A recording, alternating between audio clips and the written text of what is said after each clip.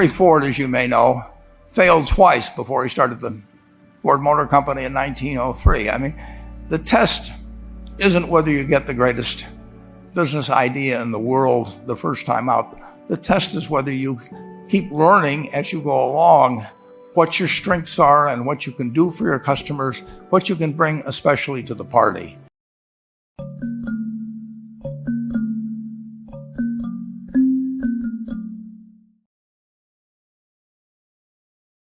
These people had one thing in common.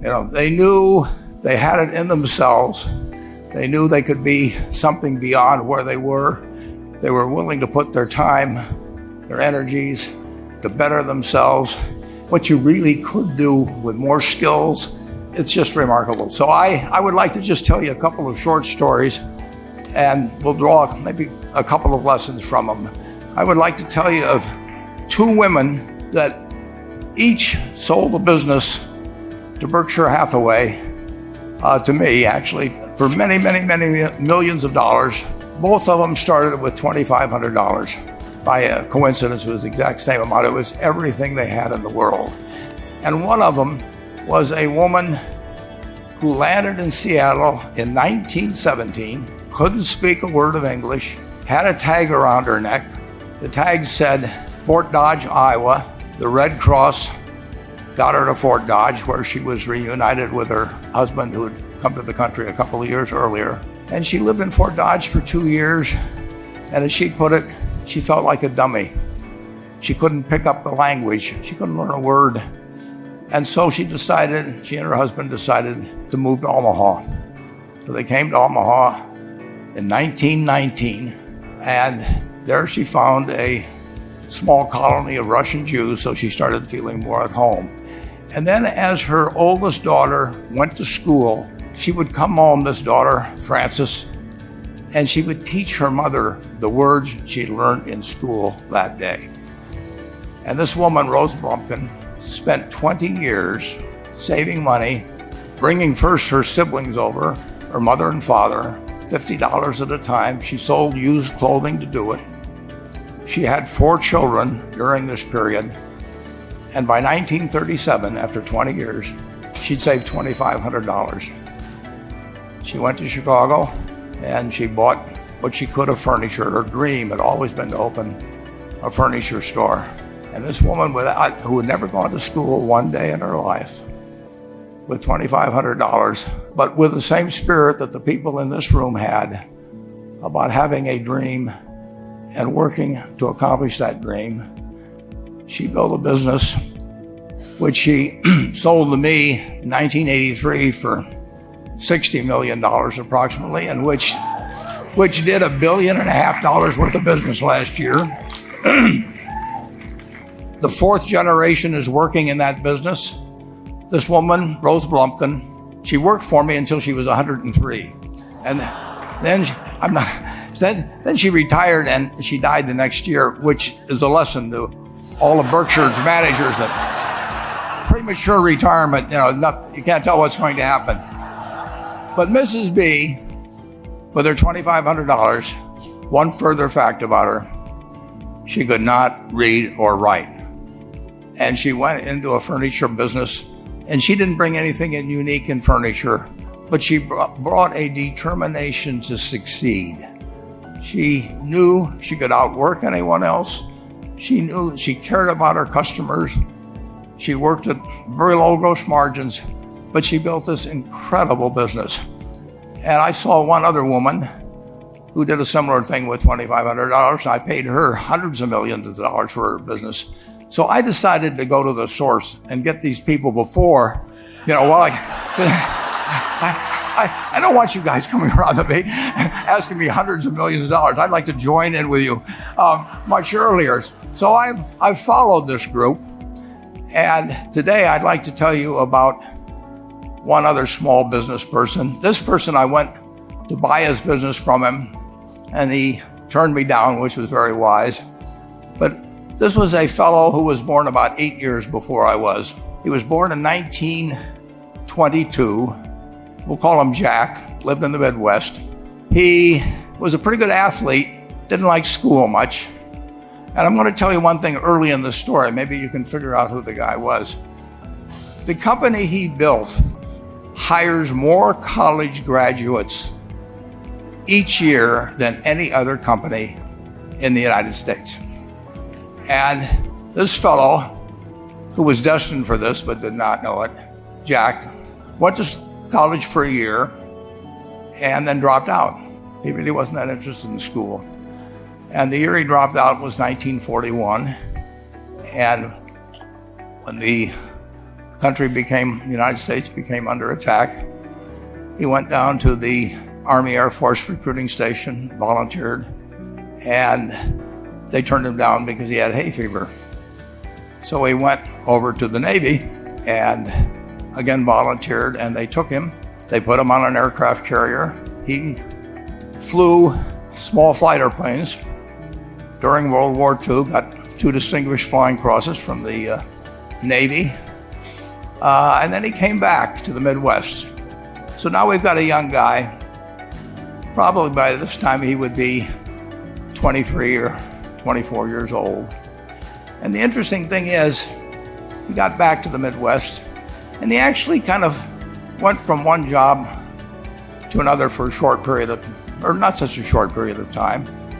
And he finally became a used car salesman at a Cadillac dealership in St. Louis, Missouri. And at age 35, having moved up in the organization, the sales organization, he said to his boss, "Could I go into car leasing business with you?" The boss said, "Well, if you'll cut your salary in half and you'll come up with," I think it was $25,000, which he borrowed, "we can become partners in a car leasing company." So my friend Jack started at age 35 in the car leasing business. And he had 7 cars. It was pretty slow. In fact, one of the things he did was whenever the phone rang, he let it ring 3 or 4 times so people would think that he was very busy answering other phones. And of course, it was the only call he was going to get all day. So his first venture was okay, but it wasn't really going to go anyplace. And there's a lesson in this for all of us. At age 40, he decided, with 17 vehicles, 17 cars, he was going to go into competition in the rent-a-car business. So now he's taking on Hertz and Avis and National and people like that who have hundreds and hundreds of thousands of cars. And he's got 17 cars, and his cars aren't any different than theirs. I mean, he's buying them from General Motors or Ford or Chrysler. And he can't get the airport locations. Those companies have them all sold up. But he was determined that he would basically offer the customer, can't offer him a different car, but he can offer them friendlier service than they've ever seen. And so he started a company. He named it after the battleship that he'd flown from in the Pacific, which was the USS Enterprise. And he died about a year and a half ago. But when he died, his rent-a-car company, starting with those 17 cars, was worth more than Hertz and Avis and all the rest of the rental cars put together. The man's name was Jack Taylor, and his son, Andy Taylor, is a good friend of mine, runs the business now. A grandchild is in the business. There'll probably be a 4th generation along the line. So this man, in the United States, he didn't invent artificial intelligence. He didn't do anything that, just like Mrs. B selling furniture, I mean, that any one of us could have entered those businesses. But he lived by the creed, basically, of delighting his customers and working with people and establishing the relationship with them so that they in turn would want to delight the customers. He couldn't go out there and take care of every rental car possibility, but he learned how to project himself and his attitude toward his fellow man and his desire, to make a friend out of every customer. He managed to take very ordinary cars and turn them into this extraordinary business from virtually nothing. And it illustrates several points. One is you don't necessarily get it right exactly right the first time. I mean, the car leasing business, basically you were competing on the cost of money to finance cars. And it's very hard to delight a customer when you just give them the car and tell them to send you a monthly check for 5 years and you'll be back at that time. So his talents were being wasted basically in that business. But at the age of 40, with all of that experience behind him, he found the golden key. He took a very ordinary business and turned it into an absolutely extraordinary operation, just like Mrs. B or Rose Blumpkin did with furniture. And he didn't worry about whether the Federal Reserve was going to tighten or ease. He didn't worry about whether the stock market was up or down yesterday. He didn't worry about the things he couldn't change, but he did focus on the one thing he could change, and that was the customer's experience. And I have seen the one that got away, Enterprise. I went down to Florida and tried to talk him into selling to Berkshire, and he was smart enough not to do it. Probably the value of the company has quadrupled since I made that visit. But he was smart enough to see that he would find that business. Henry Ford, as you may know, failed twice before he started the Ford Motor Company in 1903. I mean, the test isn't whether you get the greatest business idea in the world the first time out. The test is whether you keep learning as you go along what your strengths are and what you can do for your customers, what you can bring especially to the party. And to do that, you need the education that I know you've received through 10,000 small businesses, but you need a genuine desire day in, day out to delight the customer. I've never seen a business, and I've seen a lot of businesses, but I've never seen one that delights the customer that doesn't succeed. I mean, what you want is that customer the next day when they think, do I want to rent a car or do I want to buy some furniture? What goes through their mind? It's the place where they've had a great experience. I don't know what I paid for this tie. Actually, probably if somebody gave it to me, but for the purposes of this speech, I will say I have no idea. But or the shirt I'm wearing, but I do know, I will remember how I was treated when I bought it. I mean, you long forget about the price, but you never forget whether you had a good experience or a poor experience with the purchase experience. And you'll have a hard time finding a person that's had a wonderful experience, a delighted experience in purchasing anything that isn't going to come back. And similarly, if the memory is of rudeness, indifference, whatever it may be, they're never going to come back. And as a small business owner, and as you grow, you have to not only be able to project that interest in people's well-being, in delighting them yourself, but you have to do it through other people. And you won't be able to do it through people who themselves do not feel they're being fairly treated, that their views aren't appropriately considered. So you really do have to learn to multiply yourself through other people. And I advise the young people that come to Omaha. We have a number of classes. The key is to, certainly in terms of your personal life, the most important decision you'll make is the spouse that most of you will likely have. And it's very important to surround yourself with people that are better than you are.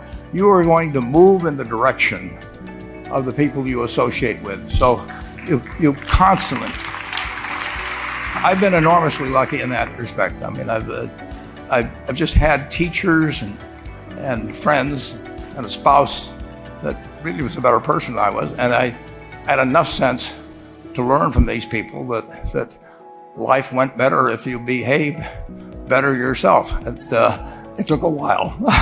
So I I advise you to seek out, as your partner in business, your partner in life, whatever it may be, look for the people that actually are examples to you rather than somebody that you think you need to straighten out yourself. And simple rules like that, delighting customers, working through other people, associating with people that will cause you to move in a better path than you might otherwise have. They will take you so far in life that it's hard to believe. I mean, they took Rose Blumpkin without being able to speak a word of English, couldn't read or write, and they took her to what is now a $1.5 billion business. And incidentally, there's been no money put in it since the $2,500. That's been the total capital paid into the Nebraska Furniture Mart. And I think if you looked at Enterprise, I don't know their books the same way, but my guess is that very little equity capital has been added to Enterprise over the years. The business built on itself. So I want to tell you, I admire this group enormously. When I met Dr. Mello's class on September 22nd, 8 years ago, I was thrilled. And I admire people that are doing what you have done. Working hard at your job at the same time, you took on an added, really, lot of hard work to further your skills. 99% graduate. I mean, it's a mind-blowing statistic. And I'm looking at 2,200 people here who I admire. I'm cheering for you, and I can tell you the best is yet to come. Thank you.